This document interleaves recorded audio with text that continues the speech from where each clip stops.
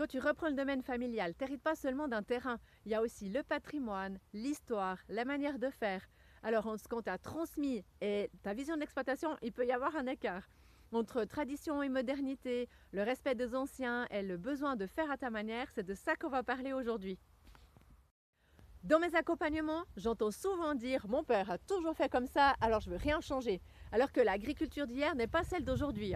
La politique agricole, le changement climatique, tout a changé.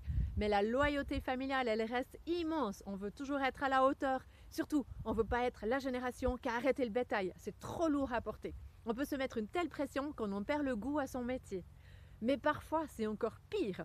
On peut avoir cette pression réelle de l'extérieur. Récemment, j'ai un jeune qui m'a partagé qu'il voulait arrêter le bétail laitier pour se concentrer mieux sur le reste et avoir de temps en temps un week-end de congé. Son père lui a clairement dit que c'était un flemmard et qu'avec une attitude comme ça, il allait faire couler la ferme. Ce fossé, c'est pas un manque d'amour, c'est souvent une peur de perdre ce qu'on connaît, les repères, et de ne pas comprendre ce nouveau monde qui file sous nos pieds. Les anciens ont dû se battre pour la survie, pour déjà avoir à manger sur la table.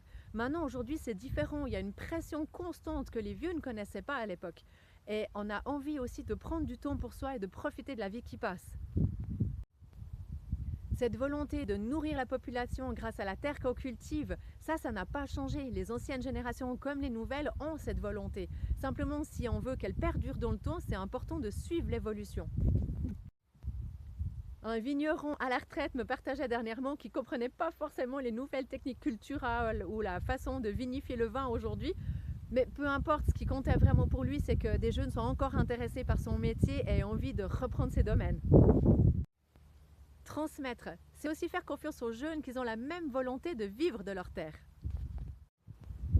Alors si toi aussi t'es tiraillé entre liberté et fidélité, dis-toi que t'es pas seul. Partage cette vidéo à un de tes collègues ou à un de tes amis, quelqu'un de ta famille, parce qu'il n'y a pas forcément besoin de choisir un camp entre les générations. Il suffit peut-être juste d'ouvrir la discussion.